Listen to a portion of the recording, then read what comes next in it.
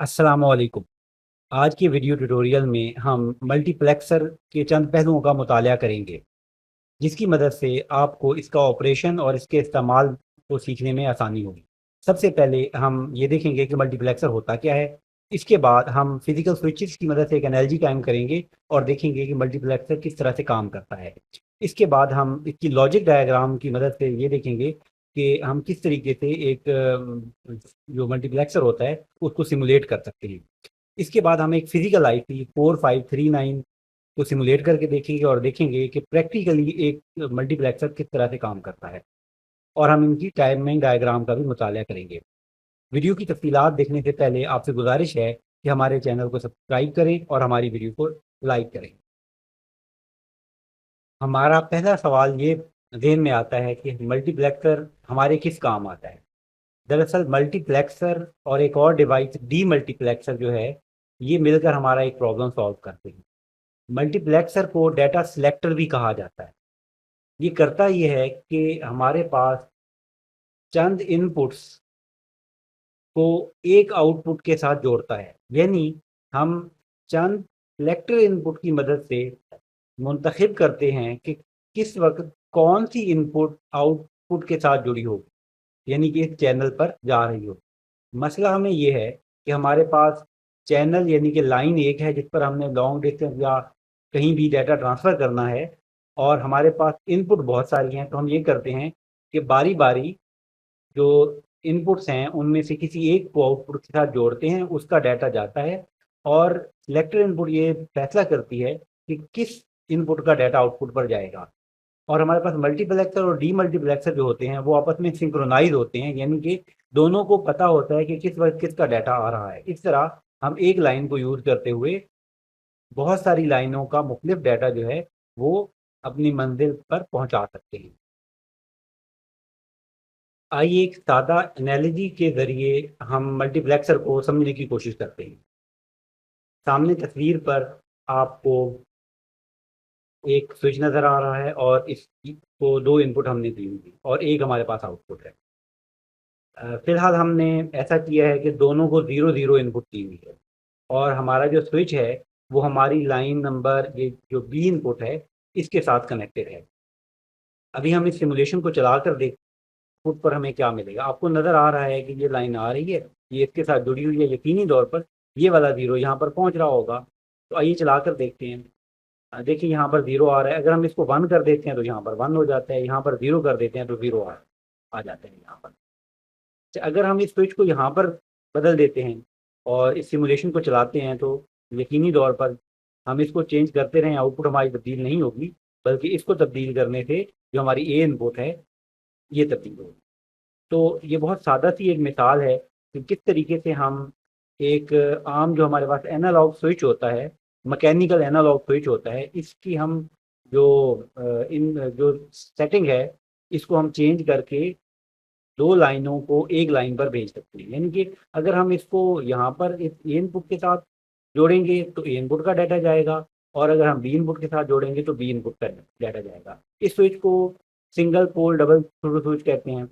तो बिल्कुल ये सादा सी बात है, लेकिन अब इसमें एक और करने वाली बात है कि ये तो हम मैकेनिकली अपने हाथ से इसको ऑन ऑफ कर रहे हैं।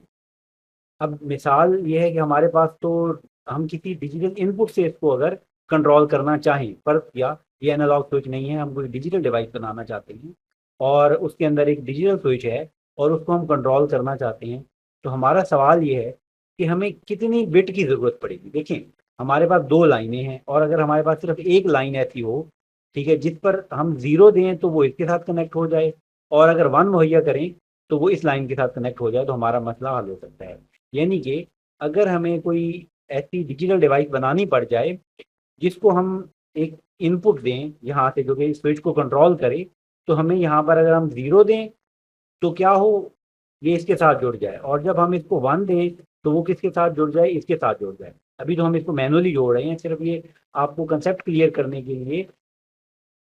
दो इनपुट हों और एक आउटपुट हो, तो हमें अगर इसकी कंट्रोल इनपुट चाहिए हो, जो कि हमें इस स्विच का कंट्रोल करने के लिए हमें इनपुट चाहिए हो, तो हमें सिर्फ एक बिट की इनपुट काफ़ी होगी जो कि इसको कंट्रोल कर सके। आइए एक और डायग्राम जो हमने नीचे बनाई है इसको देखते हैं।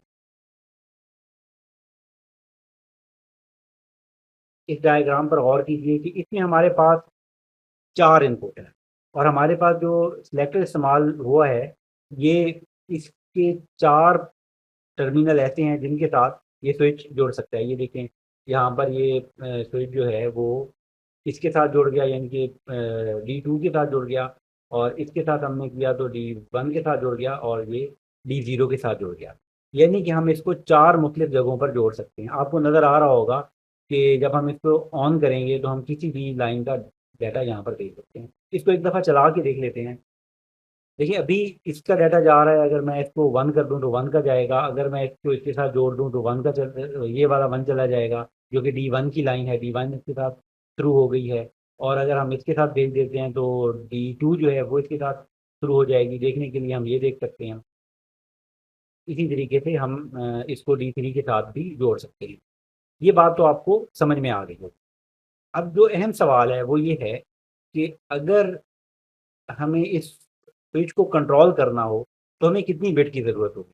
देखिए हमारे पास यहाँ पर जो लाइनें हैं वो हैं 4। तो 4 लाइनों को कंट्रोल करने के लिए हमें 2 बिट की ज़रूरत पड़ेगी। यानी कि अगर हम इनको एड्रेस असाइन करें तो यहाँ पर हमें 0 0 लिखना था, इस लाइन को हम 0 0 लाइन कह सकते हैं, तो 0 1 1 0 और 0 0। तो हम 2 बिट की मदद से हम 0 0 जनरेट करेंगे तो क्या होगा, हमारा जो स्विच है वो यहाँ पर कनेक्ट हो जाएगा।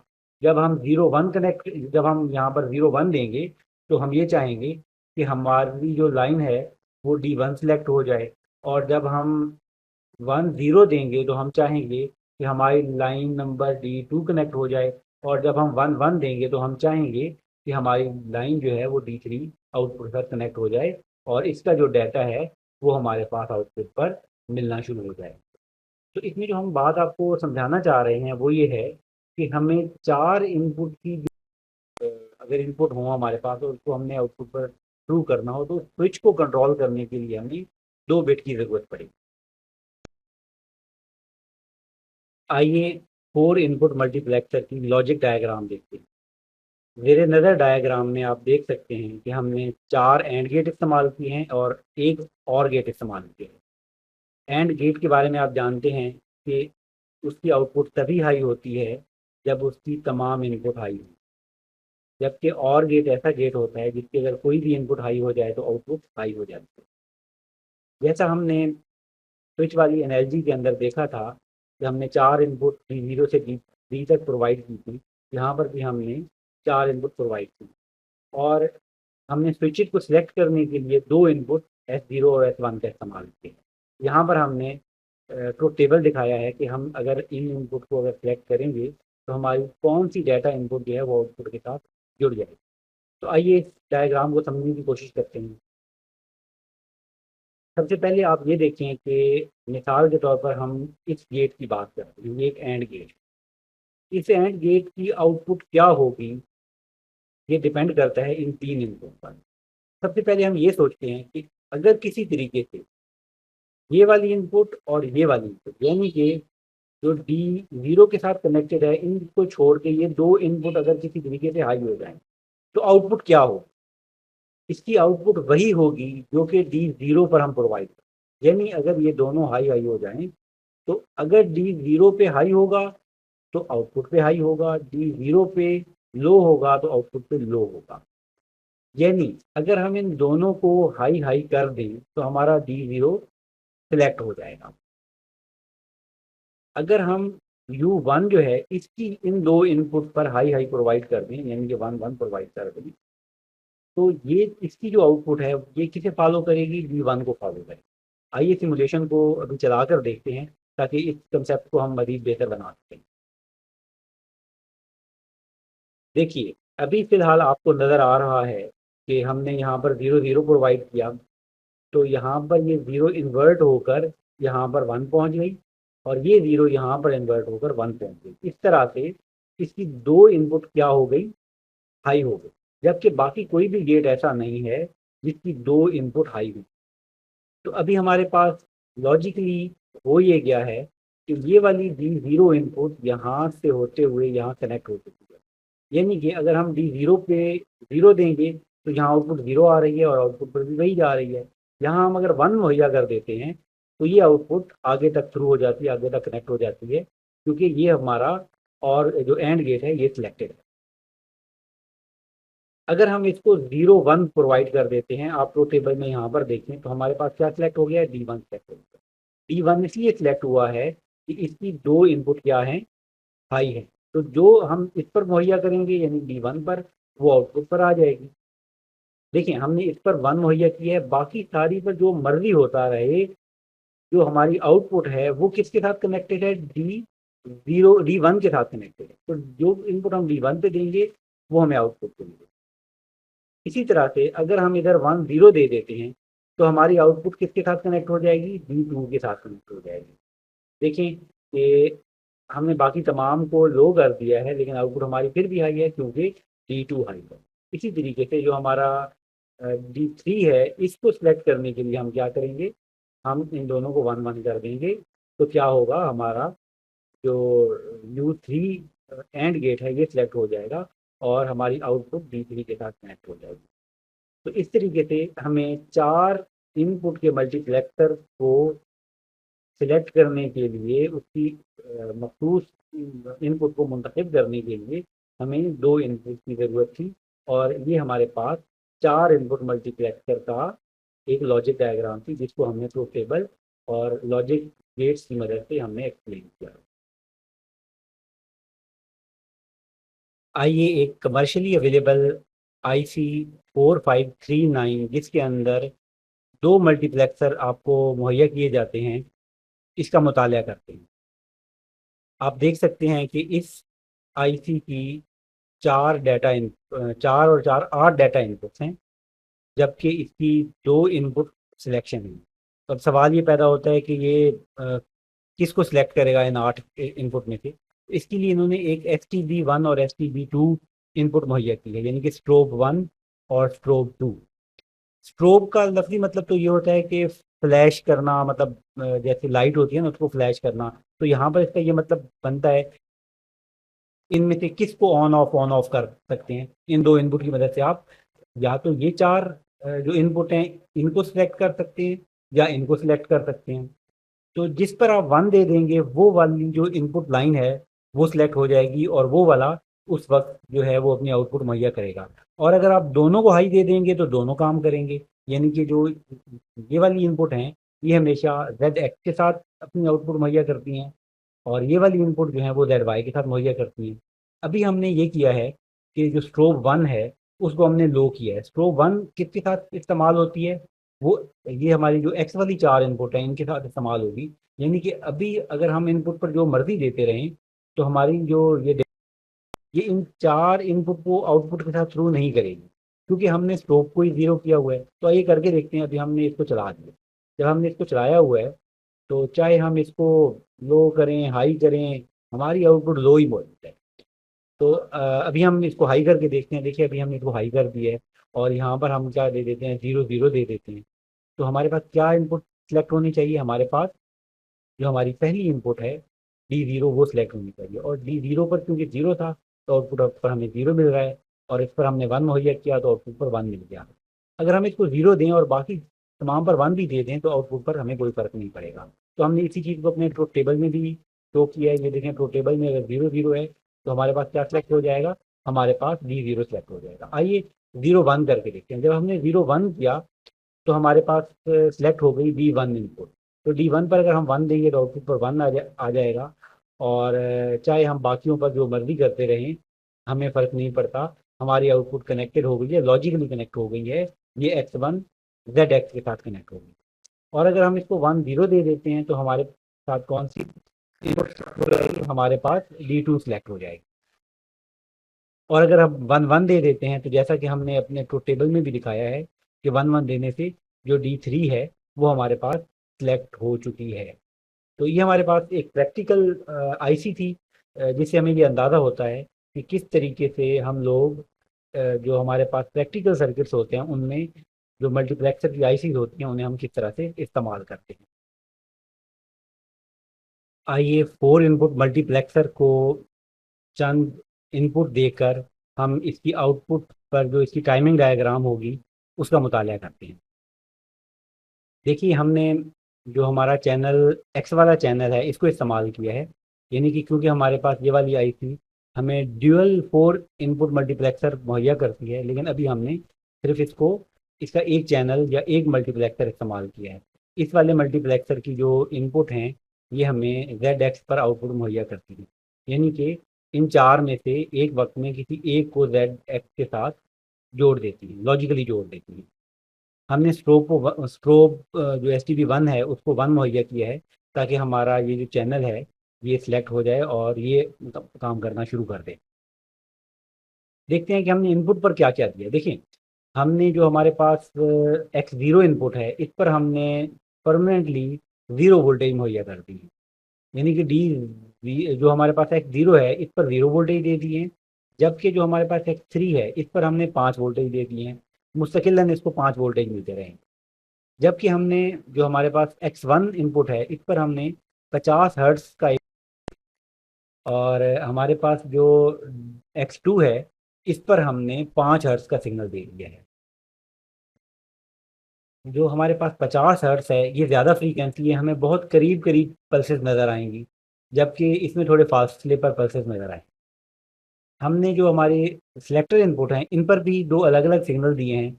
जो एक हमारे पास इनपुट है इस पर हमने 1 हर्ट्स का सिग्नल दिया है और इस पर हमने 2 हर्ट्स का सिग्नल दिया है। तो आइए हम इसको चलाकर देखते हैं जिससे हमें ये अंदाज़ा होगा कि हमारा मल्टीप्लेक्सर किस तरह से काम करता है और हमारी जो आउटपुट है वो किस तरह किसके साथ जुड़ी हुई होती है। तभी हम उसको एक्सप्लेन करते हैं।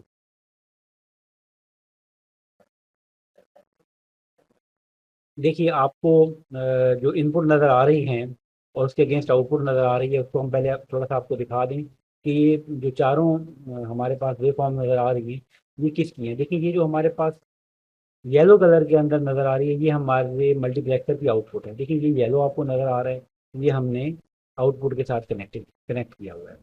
इसके अलावा हमने यहाँ पर जो नीले रंग से ब्लू रंग से हमने आपको वेव फॉर्म दिखाई है ये हमारी बी जो ऑसिलोस्कोप का बी चैनल है इसके साथ जोड़ा हुआ है। और ये हमें जो है ये हमारी क्या है, ये हमारी एक्स टू जो इनपुट है ये हमें एक्स टू जो इनपुट हमने 5 हर्ट्ज की दी है, यानी कि ये हमारे पास 5 हर्ट्ज का सिग्नल है।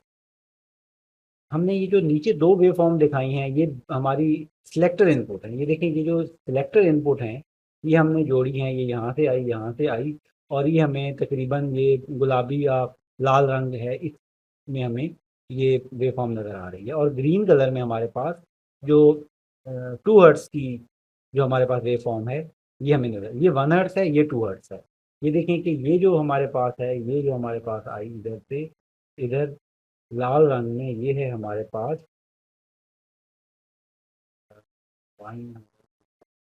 ये 2 हर्ट्ज है जो ग्रीन के अंदर नज़र आ रही है आपको, और जो हमारे पास तकरीबन लाल में नज़र आ रही है ये 1 हर्ट्ज। तो इस तरीके से आपने ये देख लिया कि कौन सी इनपुट हम कि हमें कौन सी वेव फॉर्म नज़र आ रही है। आइए इसको हम लोग एक्सप्लेन करते हैं, इसको हम पॉज करते हैं और इसको एक्सप्लेन करते हैं। देखें किसी भी लम्हे पर आप अपनी इनपुट का मुताला कीजिए, यहाँ पर देखें ये बिल्कुल जो आगाज़ है इसको हम ये कह सकते हैं कि देखिए इसको हम अगर ये सोचें कि ये वाली हमारी इनपुट जो है ये वाली जो हम दिखा रहे हैं ये ज़ीरो है और ये वन है। तो ज़ीरो वन की फॉर्म के अंदर हमें हमारा कौन सा चैनल सेलेक्ट होना चाहिए। ज़ीरो वन की फॉर्म में हमारे पास जो चैनल सेलेक्ट होना चाहिए वो होना चाहिए एक्स वन, और एक्स वन पर हमने जो है 50 हर्ट्ज की दी है। ये देखिए 50 हर्ट्ज हमें यहाँ भी नज़र आ रही है क्योंकि बहुत ज़्यादा आपको फ्रीक्वेंसी नज़र आ रही है। देखिए यहाँ पर जो हमने इनपुट मुहैया की है इसमें एक 5 हर्ट्ज है और एक 50 हर्ट्ज है। तो 5 हर्ट्ज और 50 हर्ट्ज में फ़र्क ये होगा कि ये आपको एक साइकिल में बहुत सारी दफ़ा हाई लो होती हुई नज़र आएगी, और 5 हर्ट्ज जो होगी वो उसकी निस्बत ज़ाहिरी बात है 10 गुना कम है, तो वो आपको देर से तकरीबन इस तरह से नज़र आएगी। तो शुरू में हमने ज़ीरो वन सेलेक्ट किया तो हमारे पास चैनल जो सिलेक्ट हुआ वो हुआ एक्स वन। तो ये देखिए इतनी सारी जगह पर हमें जो वेव फॉर्म नज़र आई है ये इसके साथ कनेक्टेड थी तो हमें 50 हर्ट्ज वाली नज़र आई है। इसके फ़ौरन बाद हमारे पास सिग्नल हो गया है 1 0। तो 1 0 अगर हमारे पास सिग्नल होता है तो 1 0 अगर हम देते हैं 1 और 0 तो हमारे पास x3 को जो है वो आना चाहिए। और x3 हमारे पास क्या है, सॉरी x3 तीसरी इनपुट हमारे पास, यानी कि जो हमारे पास x2 है, ये हमारे वन जो x3 है वो तो 1 1 के साथ आएगी। तो हमारे पास 1 0 के लिए हमारे पास x2 हमारे पास आ रही है जो कि 5 हर्ट्ज की है। तो यहाँ पर हमारे पास जितनी देर ये 1 और 0 रहा है, ये देखें 1 और 0 रहा है, ये हमारे पास, बल्कि 1 और 0 हमारे पास यहाँ तक रहा। लेकिन यहाँ तक क्योंकि ये देखें ये हमारे पास 5 हर्ट्ज वाली थी, तो ये इनपुट हमारी चेंज हो गई क्योंकि ये 5 हर्ट्ज थी, जो कि तकरीबन ये एक मतलब जो है हर खाने में एक दफ़ा अपनी इनपुट चेंज करेगी। तो क्या होगा कि हमें यहाँ पर 5 हर्ट्ज वाली, यहाँ तक हमें कौन सी मिली है, 5 हर्ट्ज वाली इनपुट। इसके बाद हमारे पास जो इनपुट है वो क्या हो गई है, 1 1 हो गई है। और 1 1 के केस में हमें मुसलसल 5 वोल्टेज डीसी मिलेगी, इसलिए हमें ये मजीद, पहले ही 5 वोल्टेज हमें मिल रहे हैं तो ये मजीद एक्सटेंड हो गया। अब आप ये देखें कि हमारे पास इनपुट यहाँ पर हो गई है 0 0। जैसे ही हमारे पास 0 0 इनपुट हुई तो हमारा चैनल नंबर, ये जो पहली x0 है ये सिलेक्ट हो गई और उस पर हमने लो मुहैया किया हुआ था, तो ये हमें लो मिलना चाहिए। अब आप इस जगह को देखें कि यहाँ पर हमारे पास क्या है, 0 1 है। 0 1 पर हमें क्या मिलेगा, 50 हर्ट्ज मिलेगा। तो हमें ये 50 हर्ट्ज मिलेगा। यकीनन आपको ये समझ आ गई होगी कि किस तरीके से हमारी सिलेक्टर इनपुट हमारे इन जो इनपुट लाइंस हैं इनको आउटपुट लाइन के साथ जोड़ती है और हमें आउटपुट वही मिलती है जो कि हम सिलेक्टर इनपुट की मदद से सिलेक्ट करते हैं। आपका इस बारे में कोई भी सवाल हो तो आप कमेंट सेक्शन के अंदर लिख सकते हैं। अगर आपको हमारी वीडियो पसंद आई है तो हमारी वीडियो को लाइक करें, चैनल को सब्सक्राइब करें, और आपको अगर कोई फ़ायदा हुआ है तो हमारे चैनल को अपने दोस्तों तक भी पहुंचाएं और ताकि दूसरों को भी फ़ायदा हो।